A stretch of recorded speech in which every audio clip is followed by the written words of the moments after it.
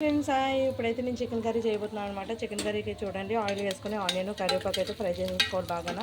ఈ లోపు అయితే నేను చికెన్ అయితే కడిగి పెట్టేసుకున్నాను అనమాట. చూడండి, చికెన్ అయితే నీట్గా కడిగి పెట్టేసుకున్నాను. ఆనియన్ అయితే ఫ్రై అయిపోయింది కదా చూడండి. ఇప్పుడైతే అల్లం వెల్లుల్లి పేస్ట్ వేసేసుకోవాలి.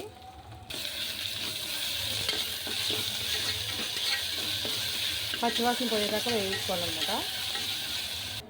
అల్లం వెల్లుల్లి పేస్ట్ అయితే బాగా చూడండి ఫ్రై అయిపోయింది. ఇప్పుడైతే చికెన్ అయితే వేసేసుకోవాలి. చికెన్ వేసేసుకొని నేనైతే ఒకసారి కలిపేసుకున్నాను అనమాట. ఇప్పుడైతే మీడియం ఫ్లేమ్లో పెట్టేసి ఒక 5 మినిట్స్ వద్దాక 5 మినిట్స్కి ఇలా కుక్ అయిందనమాట. వాటర్ అంతా ఇంకిపోవాలి. చికెన్లో ఉన్న వాటర్ అంతా ఇంకిపోయిన తర్వాత మనం టమాటా అయితే వేసుకోవాలన్నమాట. ఇంకో 2 మినిట్స్ పెట్టేద్దాం. అయిపోయింది. చికెన్ అయితే ఆయిల్లో తెల్లే వరకు ఫ్రై అయితే అయిపోయింది. ఇప్పుడు టమాటా వేసేసుకుందాం. టమాటా వేసిన వెంటనే సాల్ట్ అయితే వేసేసుకోవాలి. సాల్ట్ వేయడం వల్ల ఏంటంటే టమాటా వాటర్కి సాల్ట్ వాటర్కి బాగా కుక్ అవుతుంది.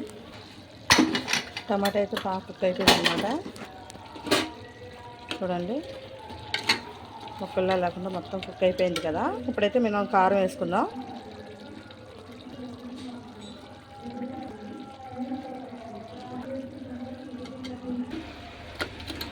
కారం ఒకసారి బాగా పట్టించేద్దాం అన్నమాట.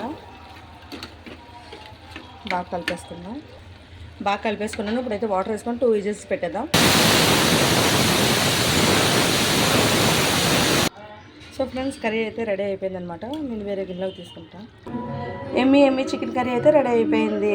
నచ్చితే లైక్ చేయండి, షేర్ చేయండి, కామెంట్ చేయండి. సబ్స్క్రైబ్ చేయడం మాత్రం అస్సలు మర్చిపోవద్దు. బాయ్.